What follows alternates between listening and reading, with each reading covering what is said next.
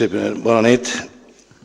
En l'any 2008, front a aquest projecte, els VES presentàvem que se fera l'estudi del cau de la Rabosa.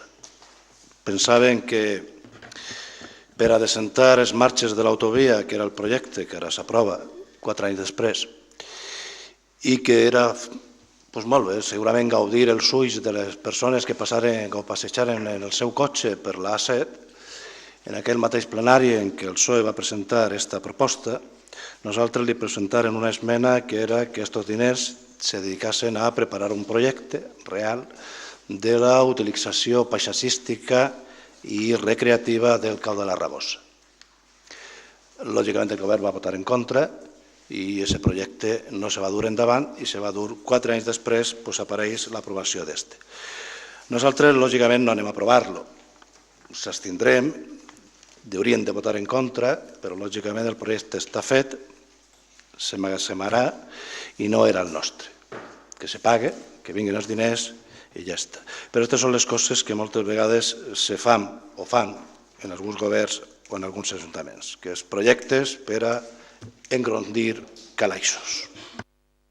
Sí, breument, a nosaltres ens agrada la proposta. Passem de la col·lecció museística a la proposta de museu.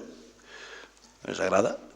I per a nosaltres també és un símptoma de normalitat que una obra feta per un govern anterior pugui continuar-la al govern que entra en pura normalitat, cosa que fins ara pareix ser que no ocorria. Per tant, nosaltres estem a favor.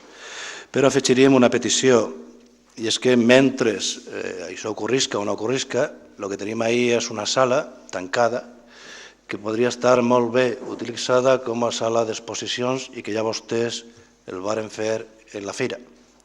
Que no fora solament per a una exposició taurina, sinó que poguera utilitzar-se com a sala d'exposicions culturals de tot tipus per al nostre poble, mentre la nau o l'aula de cultura estigui realitzat. Tornem a fer-li la proposta de que el museu se pugui convertir mentrestant en sala d'exposicions que no tenim cap i és un bon lloc. És un bon lloc. Recollint la proposta i així no, perquè